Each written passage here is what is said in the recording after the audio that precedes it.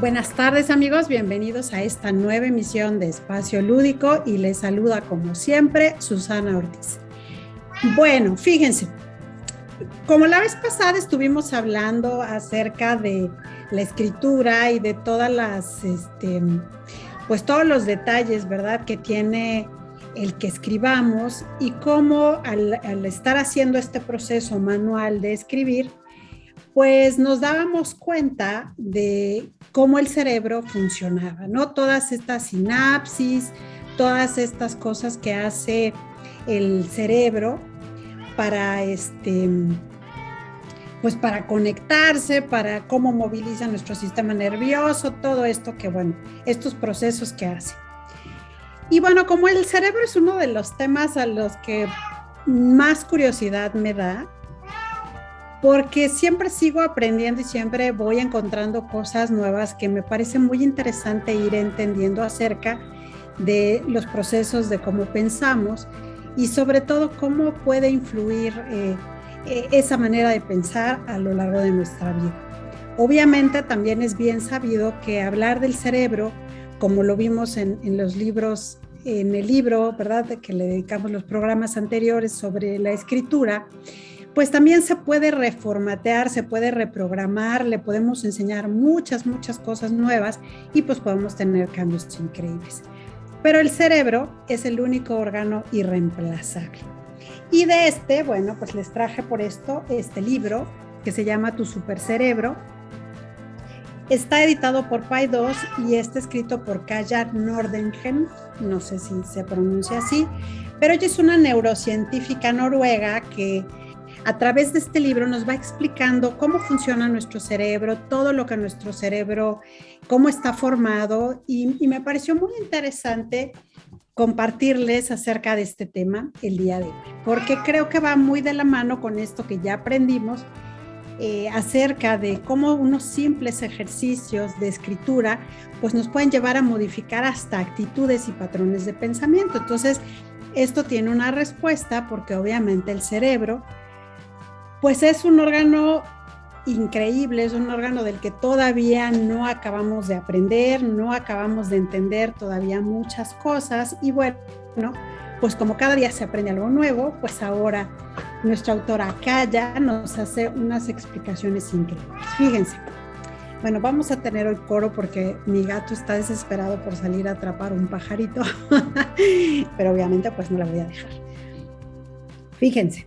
Pasará mucho tiempo antes de que los seres humanos comprendiéramos que somos quienes somos gracias a nuestro cerebro. Siempre hubo mucha,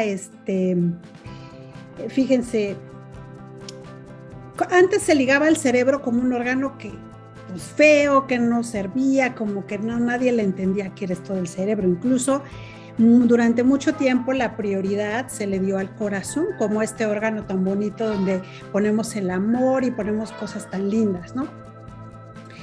Sin embargo, bueno, pues tuvieron que transcurrir varios miles de años para que tuviéramos que aceptar que en el cerebro, ¿verdad?, se encuentra el yo de entrada. Fíjense, Aristóteles y varios otros pensadores que también decían que el cerebro era un órgano de poca importancia y que el alma residía en el corazón. Bueno, pues recién es hasta mediados del siglo XVII, o sea, muchos miles de años después, donde los antiguos egipcios, fíjense, transformaran a los faraones en zombies.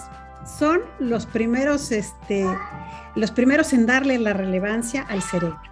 Y es hasta René Descartes, el filósofo francés, que ubica el asiento del alma en el cerebro.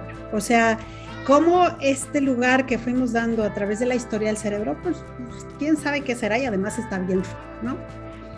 Bueno, entonces fíjense, ahora sabemos que tenemos un hemisferio izquierdo, un hemisferio derecho, tenemos un lóbulo frontal izquierdo, un lóbulo frontal derecho, y Descartes notó que había una estructura, que es la glándula pineal, que estaba justo en la línea media del cerebro.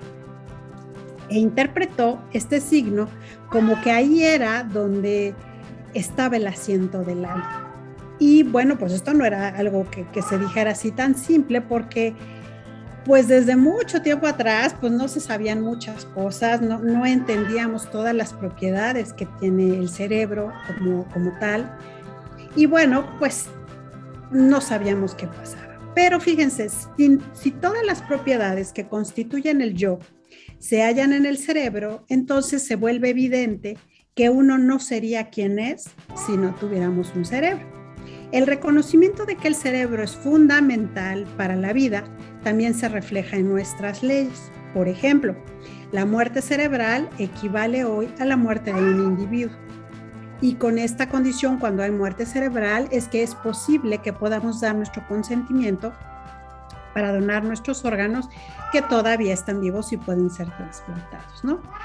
Entonces, fíjense, es bien interesante cómo a través de la historia tardamos tanto tiempo en comprender que el cerebro era este órgano tan fundamental y tan esencial para nuestra vida.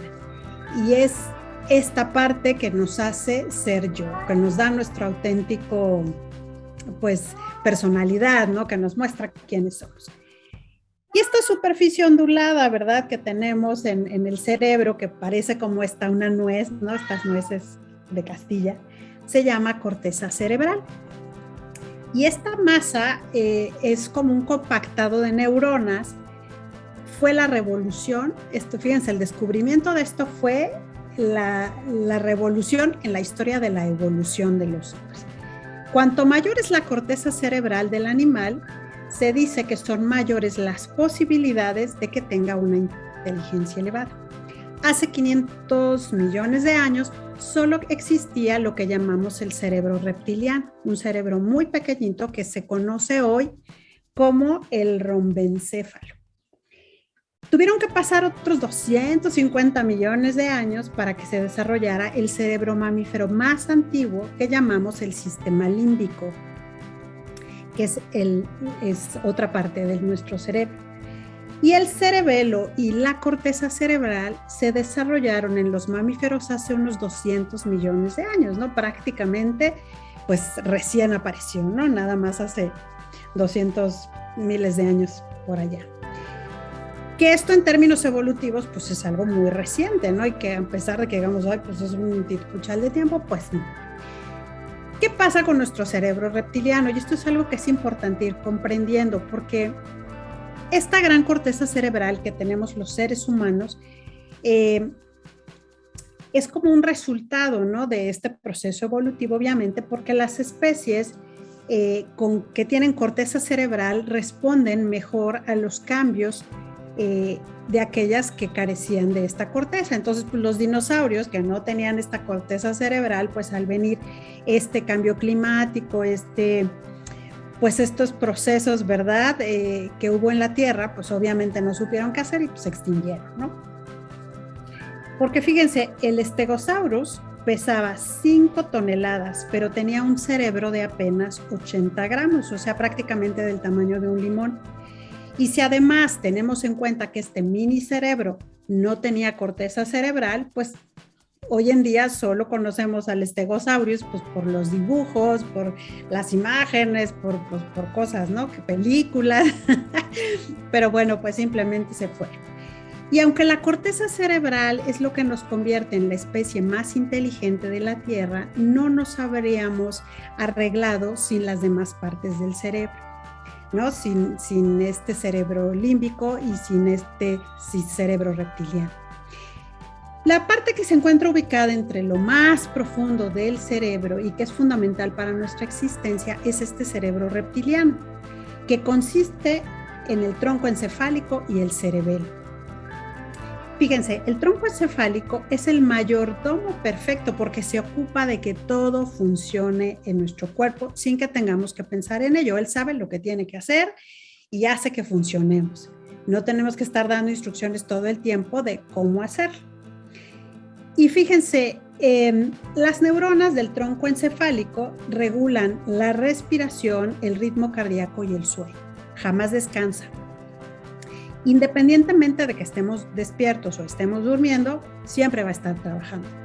Y detrás del tronco encefálico se encuentra nuestro cerebelo y el cerebelo regula nuestros movimientos. Y si se ve afectado por el alcohol, obviamente pues vamos a caminar de lado, vamos a hablar mal, nos va a fallar la coordinación y nos vamos a tambalear. Y bueno, otro detalle muy interesante que también me lo pareció es que nuestro cerebro se dice que está compuesto de sustancia gris, ¿no? De la famosa materia gris. Y otra sustancia blanca. En la sustancia gris, que de hecho no es gris, es más bien rosada, se encuentran los cuerpos de las neuronas. Y es a través de la sustancia blanca, que son las autopistas, famosas autopistas neuronales, por donde van a viajar estas neuronas para conectarse y hacer la famosa sinapsis. Sobre estas vías neuronales, o sea, sobre esta sustancia blanca, se dan todos estos procesos de señales eléctricas que por largas, ¿cómo decirlo? Por mucho tiempo que caminen nuestras neuronas, bueno, como un cable eléctrico, ¿no? Cuando hace contacto con otro cable, requieren cierto aislamiento, ¿no? Para que solamente las partes que tengan que unirse pues tengan contacto, lo demás va recubierto. Y obviamente el material aislante del cerebro es lo que hace que nuestras neuronas viajen más rápido. Y este material aislante es lo que se llama mielina y tiene un contenido graso tan alto que su aspecto es blanco. La sustancia gris va a estar en la corteza cerebral y por ende, por eso hay sustancia gris por todas partes en el cerebro.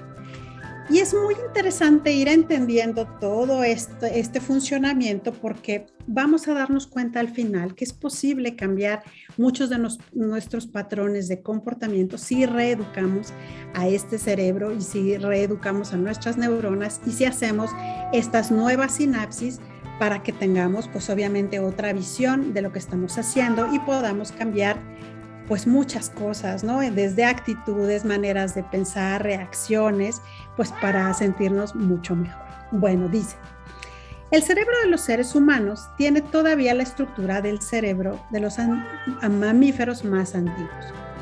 Este se desarrolló hace unos 250 millones de años y se denomina sistema límbico.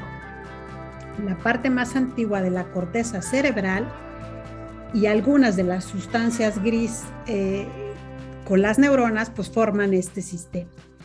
En estas islas de neuronas que reciben el nombre de núcleos, como vimos al final de lo que les acabo de explicar, pues es lo que nos ayuda a hacer muchas de nuestras funciones básicas.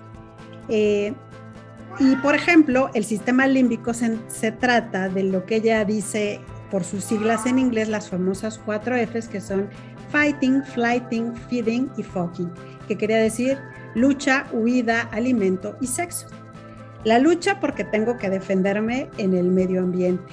La huida porque si detecto algún peligro, pues tendré que correr. El alimento porque obviamente pues necesito combustible. Y sexo porque necesitamos reproducirnos, ¿no? Como una función básica pues de los seres vivos.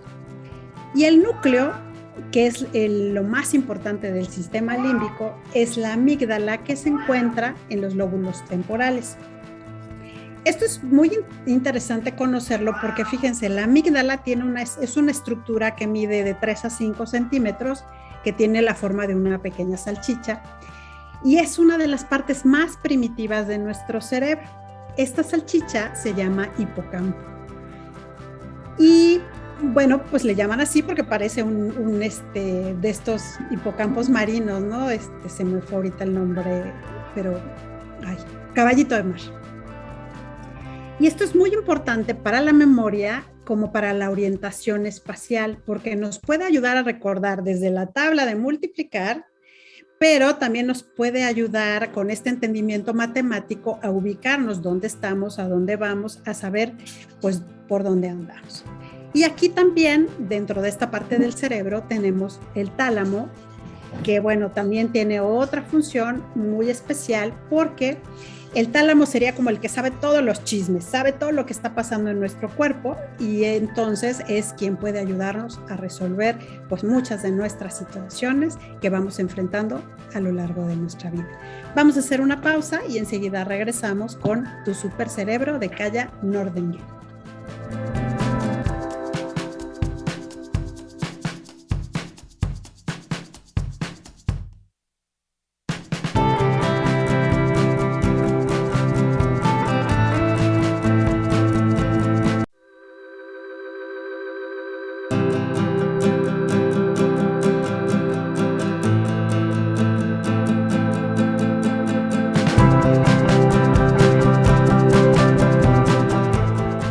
Bueno, entonces para que sigamos con este entendimiento de este órgano tan complejo que es nuestro cerebro, fíjense nada más. El hombre moderno o el Homo sapiens tiene un cerebro que pesa aproximadamente de entre 1,2 kg a 1,4 kg. Homo sapiens significa hombre sabio. Y el cerebro también es 3 veces más pesado que cuando nuestros antepasados anduvieron por primera vez en 2 piernas y pues más o menos, ¿verdad? Ha evolucionado desde hace 3,8 millones de años.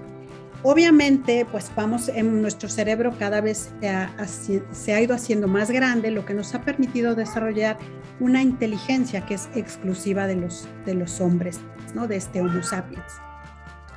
Sin embargo, también hay ejemplos de que no solo el tamaño es lo que importa, porque los delfines tienen un cerebro casi del mismo tamaño que el nuestro, pero no tenemos una misma inteligencia, ¿no? A pesar de que los delfines son también animales súper brillantes. Y bueno, también podríamos decir que los chimpancés y las vacas tienen un cerebro muy parecido al de nosotros, de nuestro mismo tamaño, pero pues no tienen en realidad pues una gran creatividad o una gran inventiva. También los elefantes, las ballenas, obviamente pues tienen cerebros mucho más grandes, pero no por ello quiere decir pues que tengan una mayor inteligencia por el hecho de tener un cerebro de un tamaño mayor. Bueno, desde un punto de vista anatómico es muy interesante entender que el hombre ya era moderno en muchos sentidos hace unos 150,000 años, ¿no? Pero no se han conservado pruebas para la posteridad de que tuviera un pensamiento abstracto o un pensamiento simbólico. Y hace aproximadamente unos 40,000 años, por poner una cifra, ¿verdad? Empezó a producir obras de arte, empezó a producir joyas y herramientas avanzadas, empezó a producir cantimploras y anzuelos para la pesca, por ejemplo, ¿no? De modo que el crear instrumentos para facilitar nuestra vida y compensar estos atributos físicos de los que el hombre carecía, ha ocurrido porque su cerebro cambió. Su cerebro tuvo acceso a la creatividad y entonces no se sabe si esto fue una mutación genética, fue parte de la supervivencia, ¿no? De volvernos los más aptos para sobrevivir, como diría Darwin. Pero esta transición de emplear una piedra, por ejemplo, como hacha para golpear algo y abrirlo, a utilizar una piedra para construir una pirámide, nos va hablando de estos cambios que nuestro cerebro ha tenido a lo largo pues de más o menos 2,3 millones de años, ¿no? Para darnos una idea de cómo funciona nuestro cerebro. Y fíjense, es muy curioso porque la corteza cerebral se divide en lóbulos de acuerdo a las diversas partes del cráneo en que se encuentra. Sabemos que tenemos un lado izquierdo, sabemos que tenemos un lado derecho, ¿no? Pero cada parte tiene una razón de ser y una razón de existir y nos hace no solo más fuertes, sino mucho más astutos. Y es muy curioso porque la conocida frase del filósofo francés René Descartes, el cogito ergo sum, que quiere decir pienso y luego existo, en realidad nos haría preguntarnos quiénes somos, ¿no? La personalidad, dice la autora, es una combinación de cómo te percibes y cómo te perciben los demás, sino también de qué es lo que estás haciendo y qué es lo que muestras a los demás. Pero ¿sería ese yo algo constante? Bueno, aquí obviamente los filósofos pues debaten enormemente, pero surge la pregunta más importante. ¿Qué es lo que mueve a los hombres, no? ¿Es una herencia genética, algo que ya traemos como parte de este proceso evolutivo, o es el medio ambiente lo que nos está obligando a generar cambios? Dice la autora, la respuesta más lógica es que son ambas cosas, ¿no? Algo traemos ya una carga genética, pero también pues el medio ambiente nos estimula a lograr hacer muchas cosas, ¿no? O a plantearnos cómo resolver nuevas necesidades. Obviamente, como trabajamos con estas dos cosas juntas, ¿verdad? Los hombres tenemos temperamentos, valores y comportamientos completamente distintos. Porque obviamente el medio en el que hemos sido criados, pues tiene un papel que forma bastante de nuestra personalidad. tanto en la educación como en el modo en que se comportan los adultos, pues puede ser que tengamos un modelo a desarrollar, pero pues no sabemos, ¿no? Hay niños que esto sabemos que no tiene ninguna lógica porque pues en una familia de 4 o 5 hermanos ninguno es igual, ¿no? A pesar de que todos viven en la misma casa, son los mismos papás, pues siempre habrá algún cambio. Y a través de toda este viaje, ¿no? A través de cómo funciona nuestro cerebro, pues es importante también pensar cómo los filósofos decían, pues ¿dónde está el alma, no? El alma, pues podríamos decir que está en el cerebro, está en alguna parte, está por ahí escondida, porque fue también como parte de algún debate que ha surgido durante la historia. Y fíjense, otro tema muy, muy curioso. Fíjense, a veces tenemos como procesos de disociación de la personalidad. Hay cosas que no nos gustan y no las queremos ver, ¿no? Y hay cosas que no nos gustan de nosotros y tratamos de disimularlas también muy bien para que no se vea que soy muy mal geniuda y ¿no? O sea, vamos como disimulando estos aspectos de nuestra personalidad. Y aquí ella habla un poco de este Dr. Jekyll y Mr. Hyde, porque fíjense, a veces no pudiéramos entender que tenemos cambios abruptos en nuestra de carácter, hay estímulos que nos pueden hacer transformarnos en alguien a lo mejor muy agresivo, muy violento cuando somos muy pacíficos, pero esto en realidad pues es una función cerebral que tiene que ver con una división, porque tenemos obviamente un lado derecho, un lado izquierdo, y entonces de pronto alguno de los dos es el que estamos usando más para estar presentes en el mundo, y de pronto pues estimulamos al otro y sopas, ¿no? Se viene aquí un cambio radical. Pero fíjense, obviamente podemos cambiar muchas cosas, y las sinapsis son las potenciales de membranas y neurotransmisores que nos pueden ayudar en conjunto a modificar algunas cuestiones de nuestra personalidad. La sinapsis es esta conexión que hacen nuestras neuronas. Los pensamientos, las emociones y la voluntad surgen a partir de procesos químicos y físicos en el cerebro. Somos nuestra biología, pero no somos sus esclavos. El cerebro es totalmente moldeable. Las actitudes pueden modificarse, los hábitos pueden revertirse y el temperamento se puede controlar. Si una parte de tu cerebro envía una señal al centro del lenguaje para que, fíjense, aquí ella dice, trae este ejemplo. Porque la tetera estaba demasiado caliente, entonces tú puede que recibas aquí un estímulo, te quemes y entonces tu centro del lenguaje va a decir una palabrota porque me quemé, ¿no?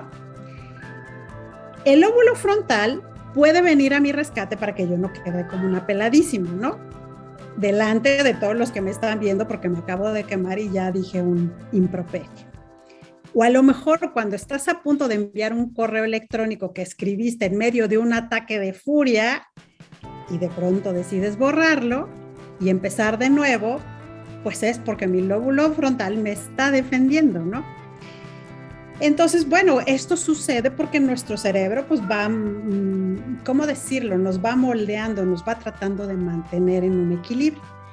Sin embargo, fíjense, dice ella, si tienes, como yo, una pareja que cree que la ropa puede quedar tirada en el suelo del dormitorio en vez de ir al canasto de la ropa sucia, entonces recuerda, el cerebro es algo moldeable. Los hábitos pueden ser modificados a lo largo de toda nuestra vida.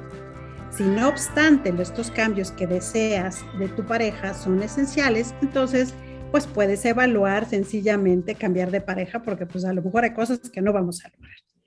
La personalidad está unida tan íntimamente con el cerebro, con el que nacemos, pero también tiene mucho que ver con la educación que recibimos, con lo que percibimos, con lo que pudiera llamarse esta personalidad que vamos forjando.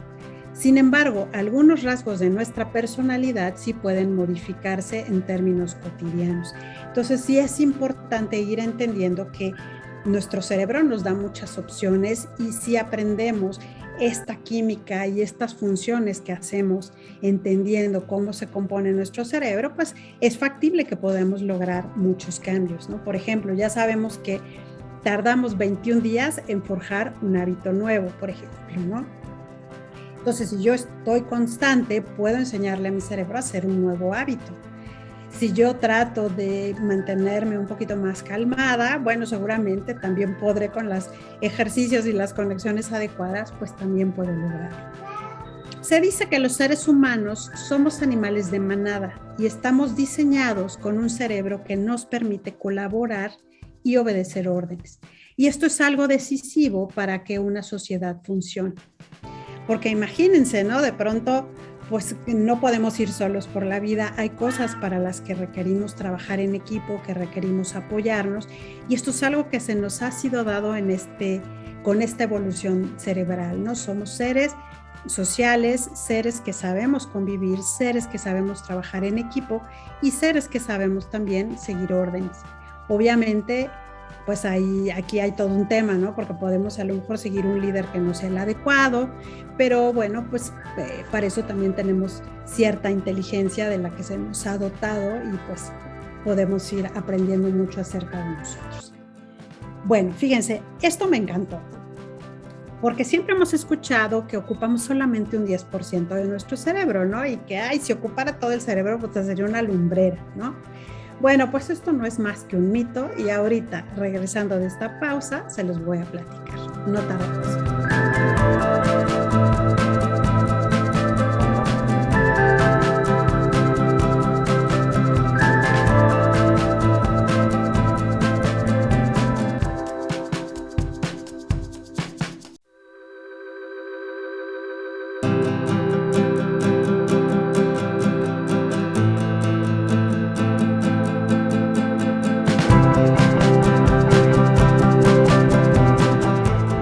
Bien, pues fíjense, la afirmación de que solo utilizamos un 10% de nuestro cerebro es un mito del que hoy es muy difícil librarse.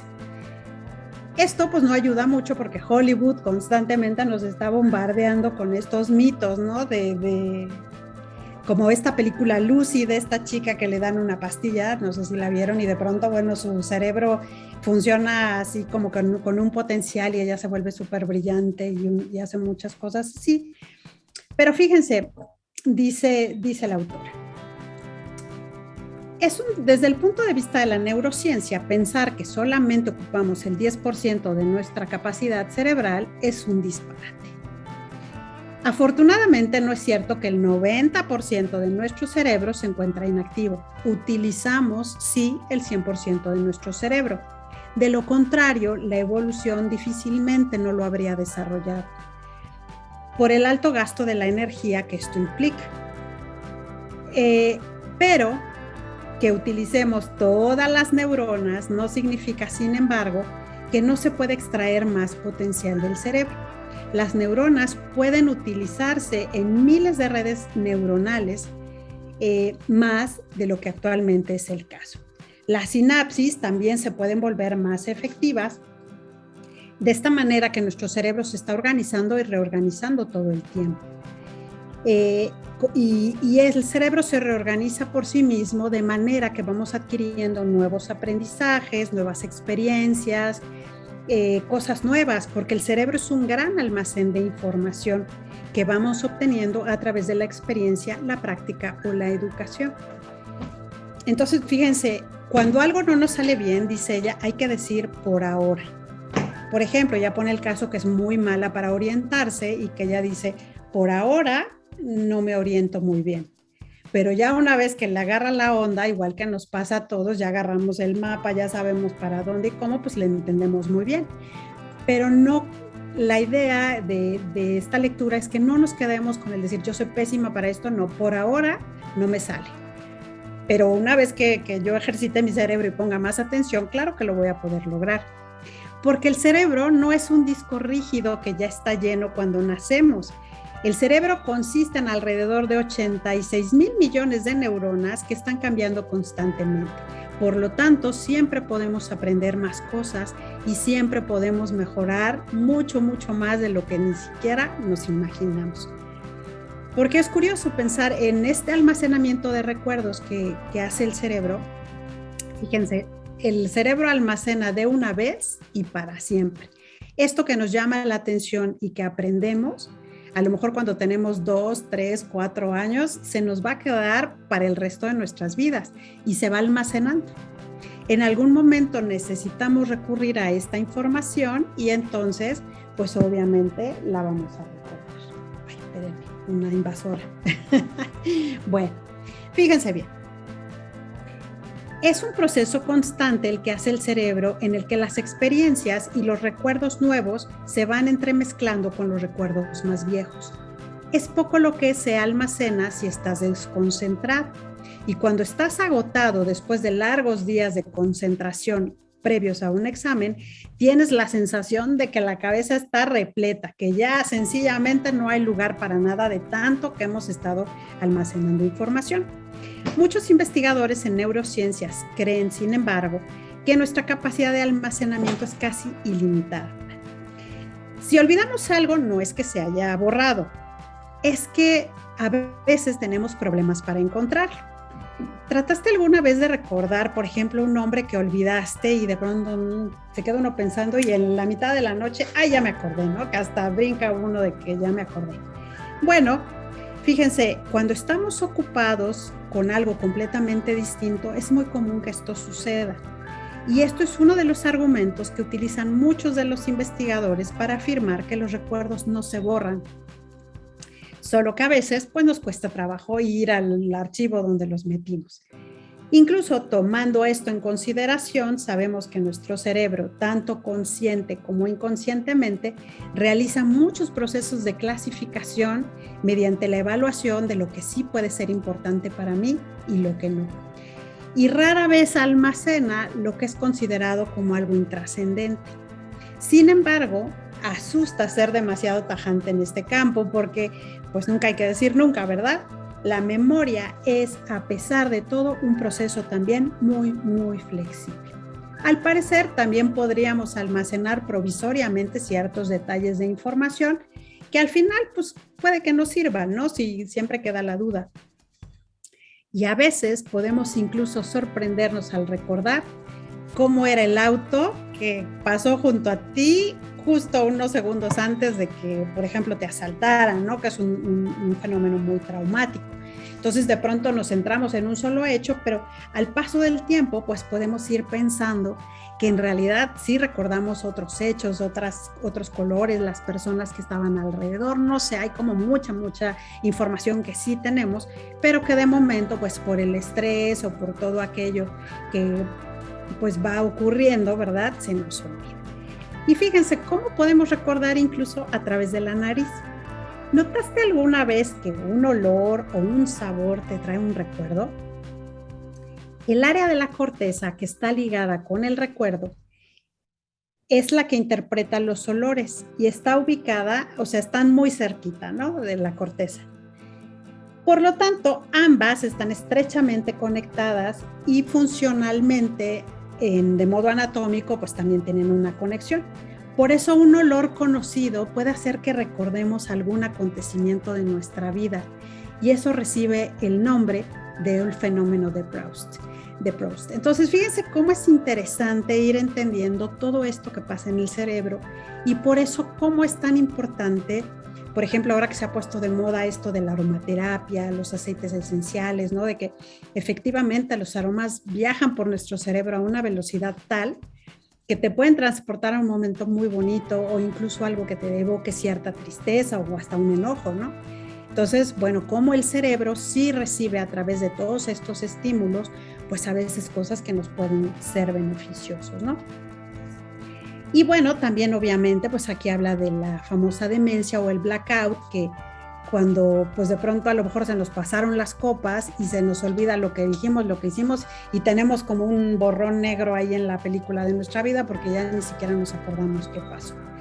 Es muy importante también darnos cuenta que el cerebro también tiene capacidad de olvidar y obviamente pues nuestro cerebro es algo tan increíble que pudiera a veces hacer hasta las funciones de un GPS, ¿no? Para salvarnos la vida, para pues lograr cumplir con ciertas metas que nos vamos proponiendo a través de nuestra vida. Y fíjense qué aburrido sería vivir un mundo donde no hubiera ni alegría ni amor, pero donde tampoco hubiera desilusión o enojo. Comprender las reacciones emocionales propias y ajenas es algo fundamental para todos nosotros. Cuando reconocemos nuestras propias emociones, entonces podemos entender de dónde vienen. Y entonces podemos aprender algún truco para hacer que tomen un desvío por la corteza cerebral. Y de este modo podemos evitar tener un exabrupto antes de lastimar u ofender a alguien. Las emociones pueden hacer que uno se tire de los pelos, que te agarres a golpes a alguien, que le quites el micrófono a un adolescente que está por dar un discurso, podemos gritarle a alguien, ¿no? Podemos, es más, hacer un baile porque estamos muy contentos por haber tenido una victoria. Las emociones siempre son algo que queremos controlar. Pero obviamente, pues si nos ponemos a pensar que a veces el cerebro es como este doctor que estuvo toda la noche de guardia, pues de pronto a lo mejor algo lo puede alterar muy abruptamente y pues difícilmente va a mantener la calma.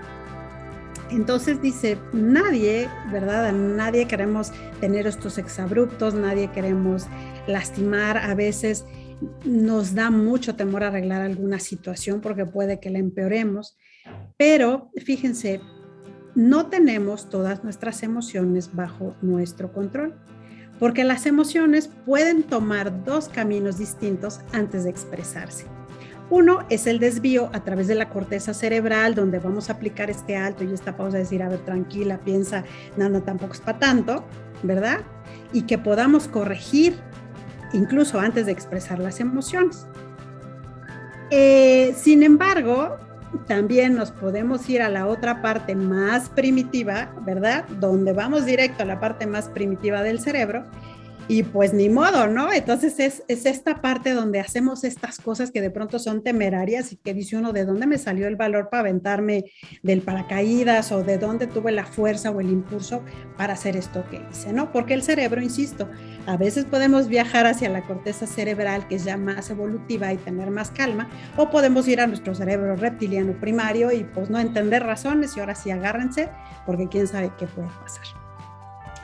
Bueno, se nos ha acabado el tiempo y de verdad yo quise compartir un poquito de esta información porque, insisto, sí es posible hacer un cambio, sí es posible enseñar a nuestro cerebro a pensar diferente, sí es posible poder manejar un poco mejor nuestras emociones si aprendemos, si estudiamos, si leemos y hacemos estos muchos ejercicios para nuestro cerebro, para generar nuevas sinapsis, siempre hay la posibilidad de hacer un cambio. Pero obviamente nuestro cerebro efectivamente es el único órgano que también es irreemplazable. Entonces hay que cuidarlo. Yo espero que hayan disfrutado esta lectura como lo hice yo también. Les dejo un gran abrazo y nos vemos aquí la próxima semana. Hasta entonces.